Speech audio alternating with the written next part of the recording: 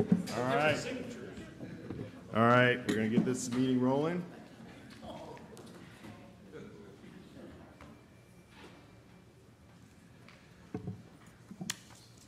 This is the special meeting for the Municipal Impact Fee Workshop. I call this meeting to order. Ms. Fazzoni, please call roll. Councilmember Coburn. Yes. Councilman Register. Yes, ma'am. Vice Mayor Jarman. Yes, ma'am. Councilman Casto. Yes, ma'am. Mayor Teddemer. Yes, ma'am. The only item on here is the first item is the Municipal Impact Fee Study by Sean Ocasio, Senior Manager at Reftalis.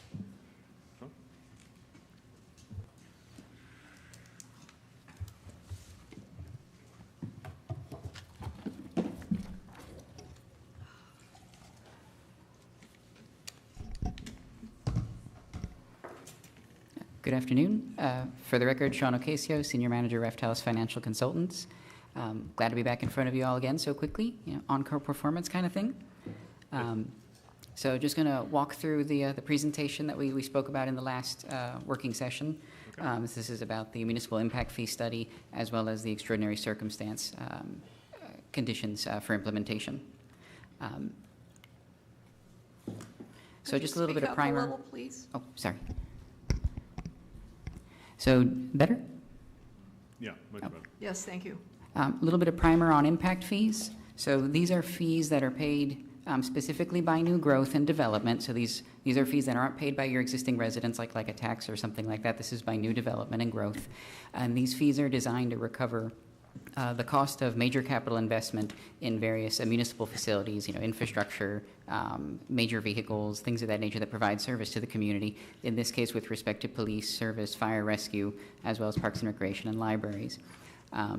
These fees, they have certain specific uses to them as well. You can use them to pay for growth-related capital costs, and you can also use them to pay for growth-related debt to the extent it's related to projects of that nature. Okay, so just to clarify there, it's on new development and to pay for growth-related expenses. Yes, sir, that's correct. The benefits of having impact fees in place, they're good to have in your community. They're a good funding source, and what they allow for is, these are fees that are related to new growth, and they relate to the impact that growth is placing on your community. So to the extent you have new developments coming in, those developments are placing additional burden on your police service, your fire service, parks and recreation facilities, and so on. And so what you're having with these fees is that growth is then paying for a portion of its share of the impact of it on the community, and those capital facilities that have to be enhanced in order to provide service to those new developments. So to the extent you have these in place, they're beneficial to have because they do help make sure that growth is paying for itself, such that your existing residents aren't then subsidizing the growth. It's trying to make sure that to the extent you can, it mitigates that impact. Some legal considerations with impact fees. They're governed by the Florida Impact Fee Act that was created in 2006 based on a prior case law and other items. It's had some recent amendments in the past few years. Some big ones that took place were in 2021, 2024, and 2025. And we'll get into those in a moment. One thing I'll mention with those changes is that as the act continually gets refined by the legislature, it is becoming more and more stringent that the conditions on how you can design them, what you can include in them, and so on. So they are getting a little tighter and bookends on those. In terms of some other considerations here, I won't go through all of these in detail, but some of the major ones to take away. The fees have to be based on the most recent and localized data to your community, and that's defined as within 4 years. So one thing I'll mention here is all the data that we utilized in the study is within that time frame. We have the most recent asset data for each of the departments we were looking at, the most recent capital plans, call data, all of those items all are definitely within that time frame. And the other item that's important to note is that when you're going to update these fees, the fees have to be implemented within 12 months of the initiation of the study where you're reviewing them. Another important one here to mention, from when the fees are made effective and adopted, you do have to wait 90 days before you can actually start to collect them, and that's a built-in provision so that the building community has a chance to update its pricing inventory and so on for items. One other thing to mention, These things, they can't be charged before the issuance of a building permit, so there is a specific time where you do collect these. You can't collect them beforehand, and the government does have the burden of proof in the event of any challenge. So with respect to some of the changes I mentioned a moment ago that have taken place in the past few years, some of these, and again, we spoke about this last time, but I'll still get into it just a bit. They, in the changes in 2021, they put in phasing provisions as well as a fee maximum. And so essentially what they built in was they said, if you have a fee increase that's up to 25%, that fee increase has to be phased in evenly over a 2-year period. If it's an increase that's greater than 25% but up to 50, then you have to phase that in over a 4-year period evenly. And if anything greater than 50%, well, you're capped at that 50% level. So that's the maximum increase you can have under a standard implementation approach. However, they did build in some language that allows for what we're talking about a bit today, the extraordinary circumstances, and that's essentially to recognize that there's unique conditions that some communities may have that may warrant implementing fees greater than a 50% increase and faster than a 4-year or 2-year implementation period. In terms of the definition, that wasn't specifically defined in the statute as far as what extraordinary is. They leave that up to the governing body to make those determinations there. But there does seem to be some trends in trying to define it that relate to population growth. They haven't materialized yet, but there have been a few attempts. Yeah, so we went over this last time. Yes, sir. But they have been working on these extraordinary circumstances, but all the discussions have been around population growth. So far, the 2 attempts that have been gone through, the first one related to population growth, as did the second. In terms of the mechanics, they varied and how it was written, but yes, sir. Thank you. Another thing to mention here, one of the other provisions they built in was that you can't increase these fees more than once every 4 years now. So that's the limit at the attempts you have at the bite of the apple there. Another thing to mention, the provisions around extraordinary circumstances will be changing per legislation SB 1080. That'll be taking effect in January of 2026. Now, as far as what that change relates to, the current form of extraordinary circumstances is that you have a demonstrated need study justifying the increases and the need to phase them in, or rather, in advance of the phasing program or in a higher amount than the 50% maximum. Some procedural requirements associated with that are 2 public meetings, workshop meetings specifically devoted to speaking about those circumstances. This is the second of those meetings as a part of that procedural process. And then as far as implementation is concerned, the vote required to pass the fees would then be required a 2/3 vote of the governing body. The way it's going to be changing starting in January is that you'll still be able to get an increase over the 50% level. However, you will have to phase it at that point in time, either a 2-year or a 4-year phasing period. The other thing is that the voting requirement gets a little stricter. Instead of a 2/3 vote, it'll require a unanimous vote of the governing body at that point in time. And one other issue there is they're also building in the provision that if you haven't updated your fees in more than 5 years, then you won't be able to implement them using extraordinary circumstances on the next time that you do update them. So you do have a bit of bookending. You can't do it any sooner than 4 years, but you don't want to wait past 5. Some impact fee criteria. There's what we call the dual rational nexus. Essentially what that's relating to is that the capital costs that you're building into the fee are related to growth-specific items, and then the revenues that you're collecting from these impact fees from the growth are then used on those growth-related projects. So you're trying to tie the money being collected to the projects that relate to it. When you're designing impact fees, they have to be based on reasonable level of service standards that are attainable and meet the needs of the community. And some restrictions there are you cannot use these fees to meet any sort of operating deficiencies. These are only, again, for growth-related costs. You can't use them for deficiencies, and you can't use them for operating costs either. Quick overview of the calculation method itself. Essentially what we're trying to design is a cost per unit. So we're doing an analysis of the units and we're doing an analysis of your costs. So the first step there in the bullet points would be the unit side, a projection of population, dwelling units, developed non-residential square footage. That's going to be the units by which these fees are essentially assigned. We've reviewed the level of service criteria. In that case, it's officers per 1,000, your service times on fire, acreage per 1,000 in terms of recreation and so on. And then we look at the cost side of the equation, which is your existing investment in those departments today for police, fire, parks and recreation, and library. and then also a forward-looking analysis on your capital plans, looking at the projects again for those departments, and then seeing what can be included of those, because there are restrictions as to what you can include and what you must exclude from an analysis like this. And then from there, we take those costs, those net costs, and then we bifurcate them between the classes, residential versus non-residential. And then from there, it's essentially division at that point, getting a cost per unit. Okay, and just, you mentioned on your slide there, review level of service criteria must be reasonable and attainable. Yes, sir. So we have to keep essentially the same level of service. We're not using it to enhance level of services to maintain. That's correct. You're using it to maintain the level of service that's being provided in the community. And if there were an instance where you were trying to increase that, then to the extent there were additional costs associated with trying to raise that level of service, the impact fees could not be used for that purpose, nor could those costs be included in the fee. So it's just to maintain where you are today.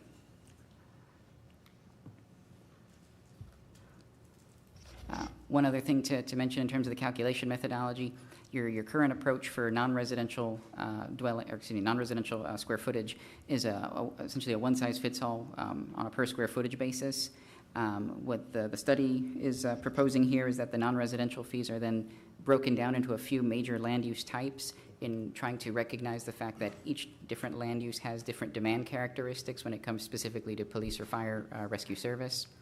And the way we try to come up with those weighting coefficients for how the fees differ between the classes is using something called functional population.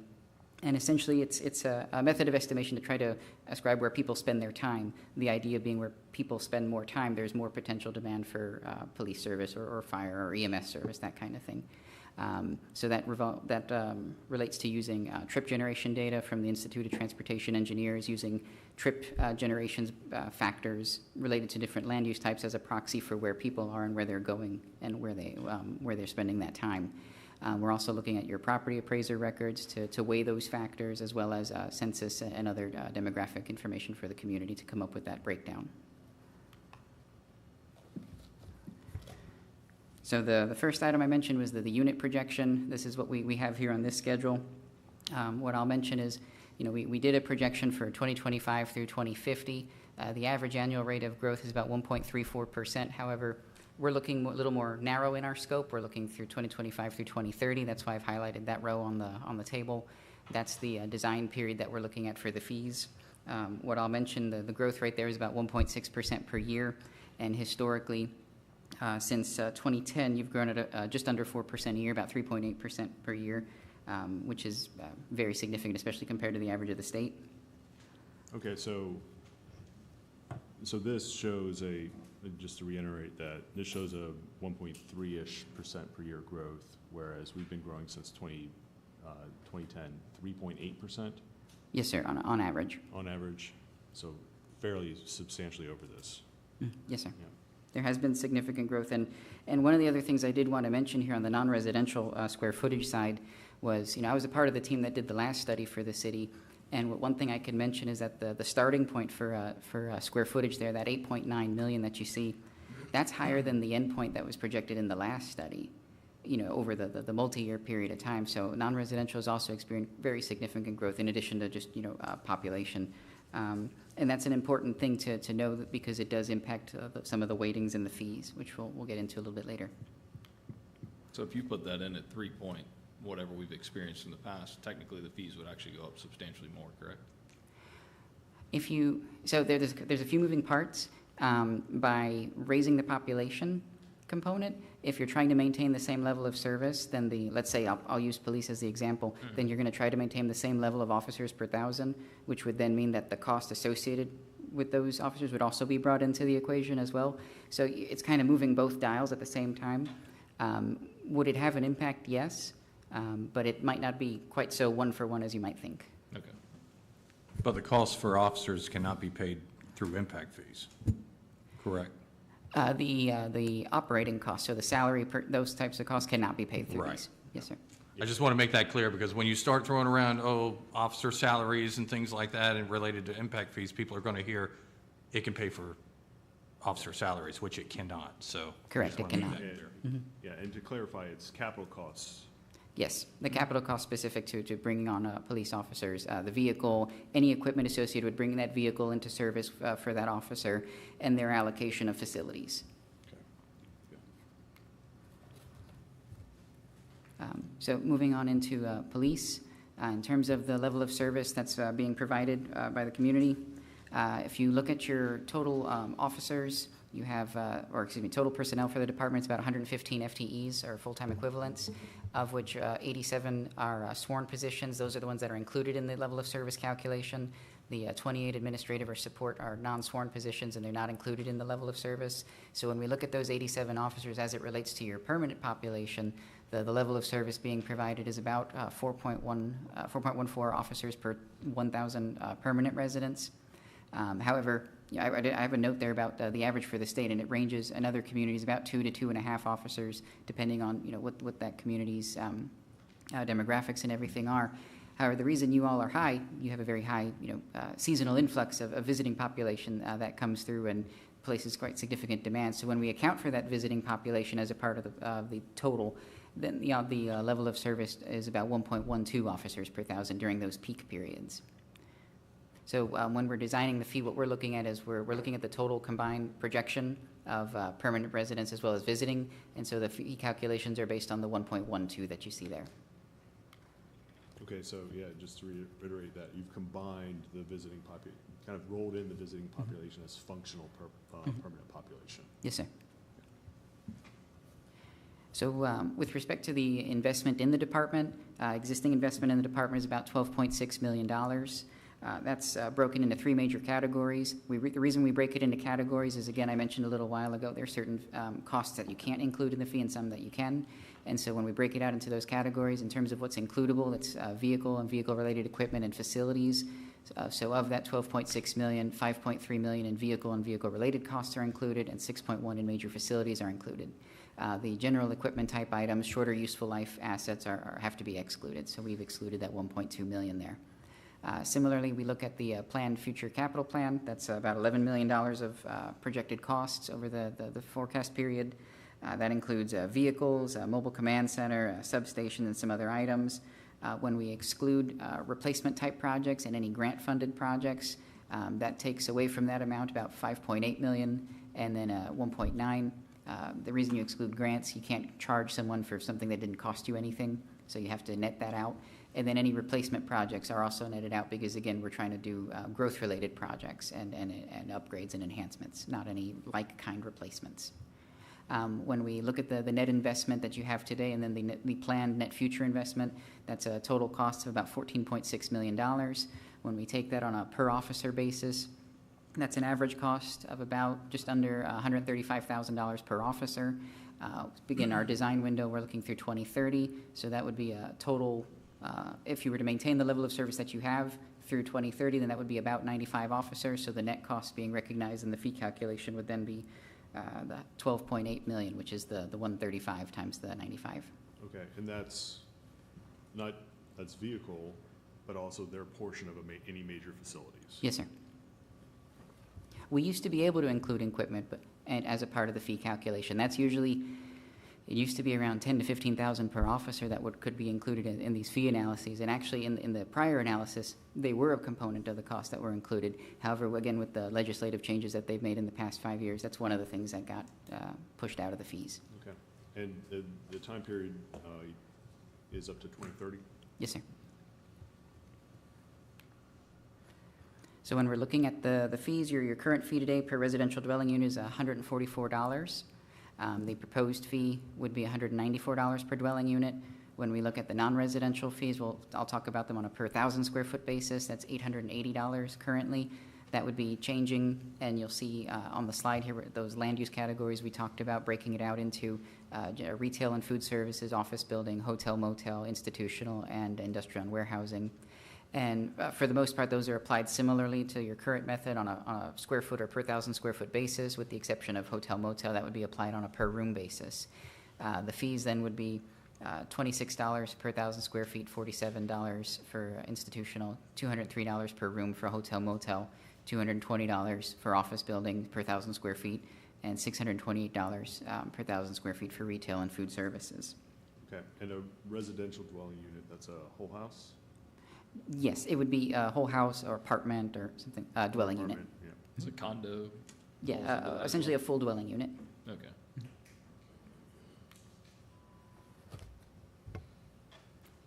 In terms of overall comparability, we've put together a survey of other communities and their police impact fees. The ones that show blank there are the ones that don't have a fee currently charged or the data wasn't quite available. But the average of the municipalities surveyed is about $314. You're currently at $144 for a residential impact fee. It'd be increasing to $194, still well below the average of the group here. Switching to fire. So again, quick discussion on level of service. You know, your existing level of service, your ISO-rated Class 2 fire department. In terms of your staffing level, you have 83 total FTEs for the department, of which 59 are firefighting and rescue personnel, 24 administrative and support in nature. When we look at the same level of service calculations we talked about a moment ago, if we take the firefighting positions to your permanent residents, it's about 2.81 fire personnel per thousand. If we take that to the total with visiting population, it's about 0.76. In terms of turnout time, you have a standard try to achieve of NFPA 1710, which is the 60-second turnout, 90% of the time or less. Again, but because of your unique dynamics in terms of visiting population, as far as an overall time target beyond the turnout, that you all don't have one just because you have quite a variance in traffic. In terms of total investment for fire rescue department, currently to date there's about $13 million associated with the fire department. Again, the same major categories we spoke of a moment ago. When it comes to your vehicles and vehicle-related equipment, it's about $4.7 million. Major facilities, just under $7 million. Some of the smaller equipment items that have to be excluded, are about just under $1 million there. And then we're also netting out some retirements associated with the capital plan, which I'll get into in a second here. So your planned future investment, so the forward-looking cost is about $21.7 million worth of projects. Included in there are Station 31 and 32 upgrades and rebuilds. And so part of the cost being excluded from the analysis of that $500,000 up there is associated with those prior facilities. We're also excluding grant funding on fire projects. That's about $6.5 million. And then we're also excluding the renewal and replacement component of the projects, which is another about $7.3 million. So of the total capital plan of about $21.7 million, what's being included as a part of the fee calculation is about 7.9. Okay, yeah, because that's, as you just mentioned, excluding renewal and replacement projects, so this is Right. strictly new. Right. And to the extent there's a rebuild, then what we're looking at is just the incremental increase, not the replacement. Okay, When we look at the total costs then recognized in terms of the net assets that you have on the books today, and then the planned net investment over the forecast period, that's a total of about $19.5 million of total costs. When we take that on a per firefighter basis, it's just under $300,000 per firefighter, $299,000 and change. When we look to our design window of 2030, it balances out at $19.5 million of total investment that's being accounted for in the fee design. So then looking at your existing fees and proposed fees, existing fees $249 per residential dwelling unit. That would increase to $292 per dwelling unit. On the non-residential side, on a per 1,000 square foot basis, you're currently $1,140. That would change again based on the land use categories that we're talking about to $40, $73, $315, $342, and $975 for industrial warehousing, institutional, hotel, motel, office building, and retail respectively. Similar to on the police side, when we did a survey of other communities, the average impact fee per residential dwelling unit for the survey was about $406 per unit. Your current fee level of $249 is right there in the middle there, and that would be increasing to the $292, again, still pretty well below the average of the sample here.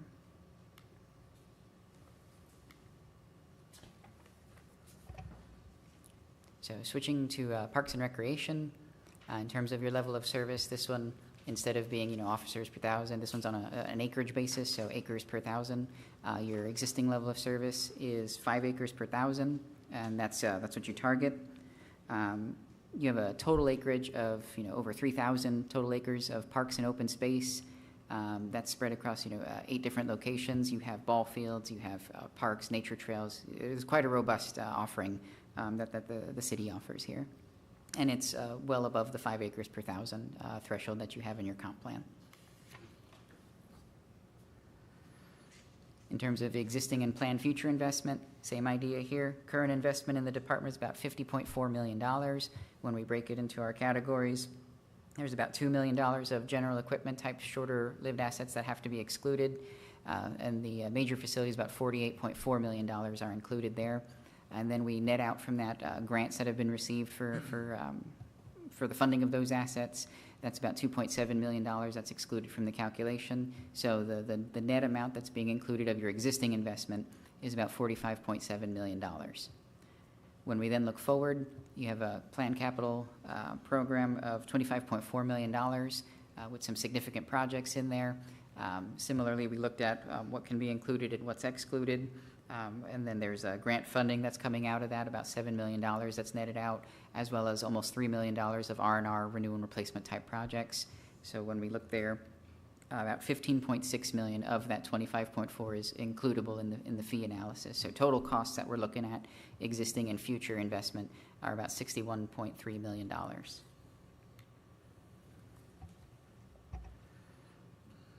So with that, residential fee per dwelling unit currently is $867 per dwelling unit.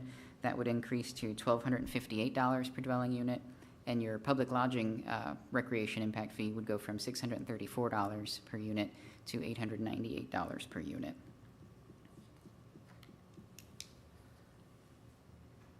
Overall comparability here, the average of the survey was about $1,300 and change for the various municipalities that we looked at.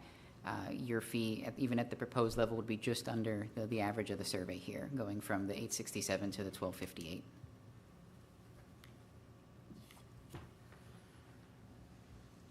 On the library side, it's a lot more straightforward. You just have the structure itself, and that existing investment of about $2.2 million. There's a little bit of assets that are excluded, but essentially it's de minimis to the calculation. And then in terms of your planned future investment in the library structure, it's an R&R type item, so we have to exclude it entirely. So the $175,000 going in as a project, we don't include any of that in the fee analysis. So when we take those costs, the current fee per dwelling unit is $72. It would actually be decreasing to $62. This has to do with not a lot of investment in that facility over the recent years, and also planned future that's includable, but you've had a lot of growth. So essentially the units are outgrowing the investment, and so it dilutes it. Library fees aren't as commonly charged, so it's a little harder to put together a survey there, but of the ones we were able to get information on, $121 and change was the average, well below the average here, even at the current level, and it's only going further down.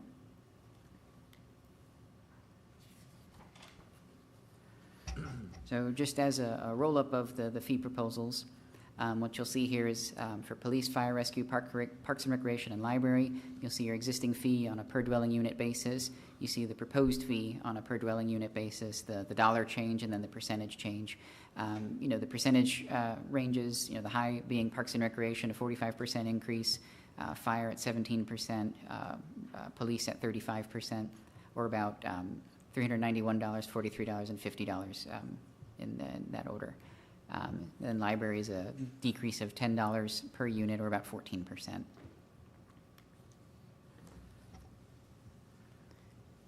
Similar slide here for the non-residential fees. You'll see the classes we're talking about, the unit of measure by which we apply it, whether it's per room or per 1,000 square feet, your existing fees, the fee proposal, and the dollar change, as well as the percentage change here.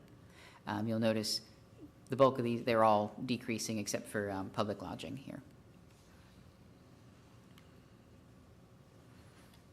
So if we take all the fee comparisons and stack them one atop the other for a residential dwelling unit, what you'll see is your total fee for police, fire, parks and recreation, and library is currently $1,332. That would be increasing to $1,806 at the proposed amount here. Okay, and again, that's for new developments. residents. Yes, sir. This is paid by new development, not existing residents. Some implementation considerations. So as we mentioned a moment ago with the slide with the percentages and everything, the residential fees are increasing between 17 and 45%, with the exception of libraries, which is decreasing. The non-residential fees are all decreasing, with the exception of Parks and Recreation. The public lodging one was going up. And so I mentioned a little while ago about the statute and the rules for implementation about, phasing and the 50% cap.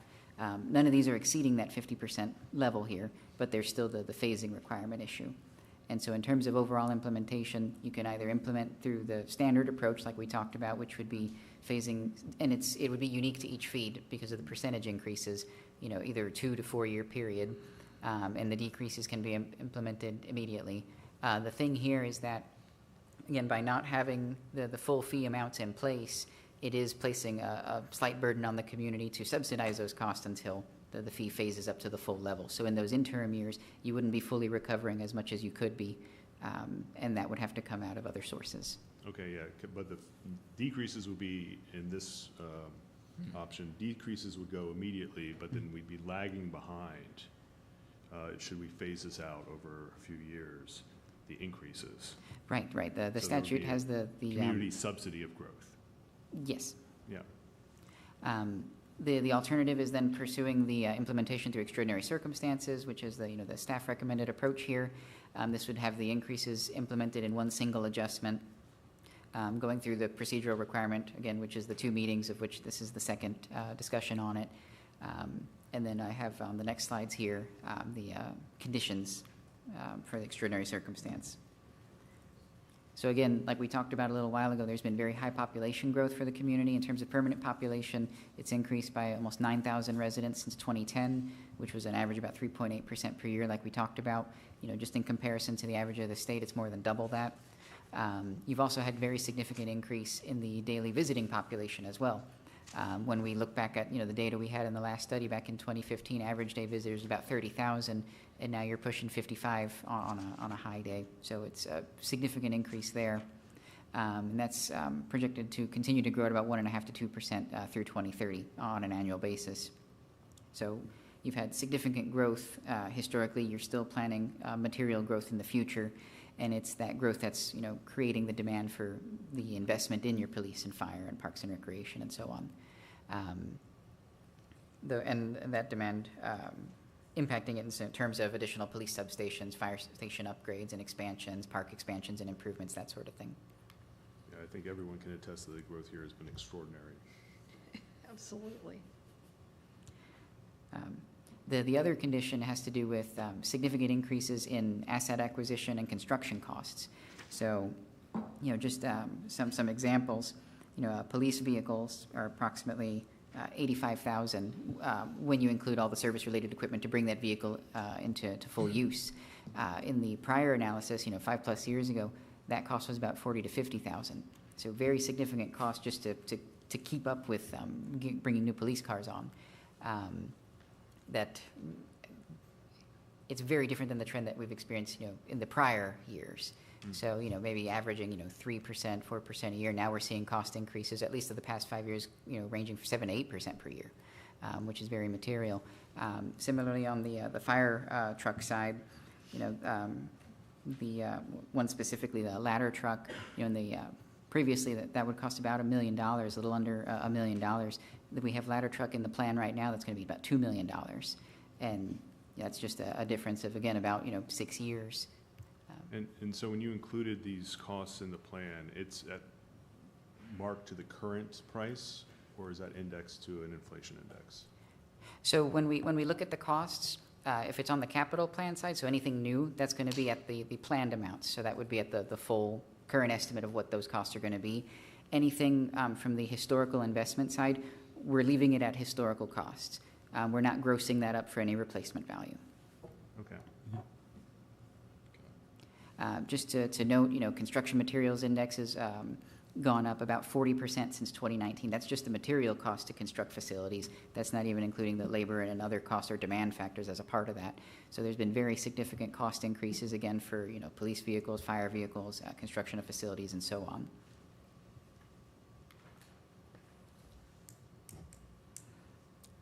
So with that, again, you've had very significant growth, very significant cost increases as well in the past few years.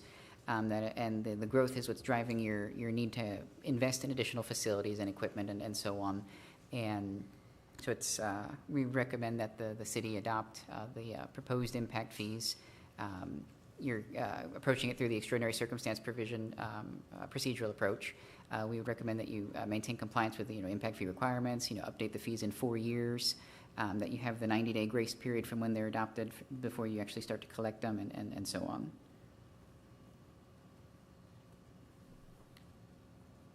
I'll stop there. Yep, okay. And Mr. Davis, on the agenda, what has to be done for item C, For item C, for the public hearing part, are you talking about, for the impact fee? You probably don't have a copy. oh, I don't have the agenda Okay, for this. for this item C workshop. says, public hearing. It says public hearing. Oh, this is the workshop you're having, the public hearing is what you're having at the, Okay, when you do the second reading on the ordinance in the okay, meeting, that's when you'll have a public hearing on adoption of this ordinance. This is just a workshop to discuss, which is quite frankly redundant, but it's required by statute, so that's why we're all here, to make it very clear you're here because the statute requires you to do this 4 times instead of 2, so that's why you're all here. You can discuss anything that you want to during this workshop, but you cannot take action on this item until we do the second reading of the ordinance at the regular meeting at 5 o'clock. Yeah. okay. So,